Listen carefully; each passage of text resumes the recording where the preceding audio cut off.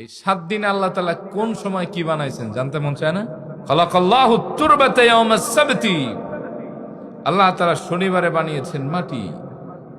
ওয়া খালাকাল জিবালা ফিহা ইয়াউমাল আহাদি, আবার রব্বুল আলামিন রবিবারে এই মাটির উপরে পাহাড় সৃষ্টি করেছেন। ওয়া খালাকাশ শাজারা ইয়াউমাল ইসনাইনি, রব্বুল আলামিন সোমবারে এই পৃথিবীতে যত গাছপালা আছে তা বানিয়েছেন।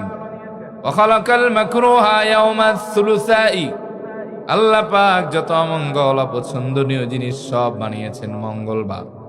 কিন্তু মানুষ মনে করে মঙ্গলবারের ভিতরে মঙ্গল আছে। কথা কন ঠিক না বেঠিক? শনিবারে যাত্রা করো না, শনির দশা ঘাড়ে চাপবে। মঙ্গলবারে বিয়া করাও তো মঙ্গল হবে। আল্লাহর হাবিব বলেছেন আত-তিয়ারাতু শিরকুন, আত-তিয়ারাতু শিরকুন ওয়া মা মিন্না ইল্লা ওয়ালাকিন্নাল্লাহা ইউযহিবু বিত-তাওয়াক্কুল। কোন কিছুর ভেতরে অকল্যাণ আছে এটা মনে করাই শিরক।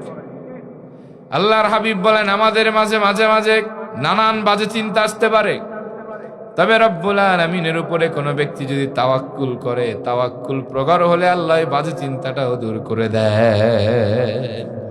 তাই মঙ্গলবারে বানাইছেন সব অমঙ্গল। কি অমঙ্গল?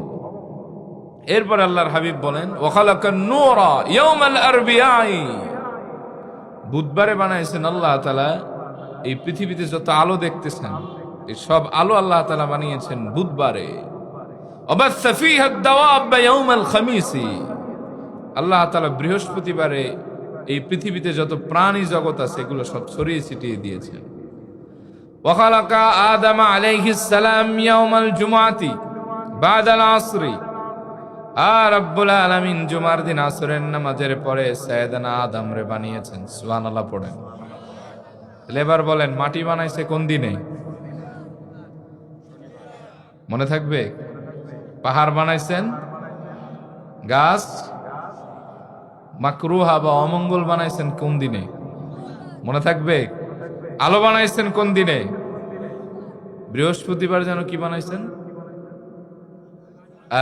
মাশাআল্লাহ, আর সাইয়েদানা আদম রে বানাইছেন কখন? কোন টাইমে?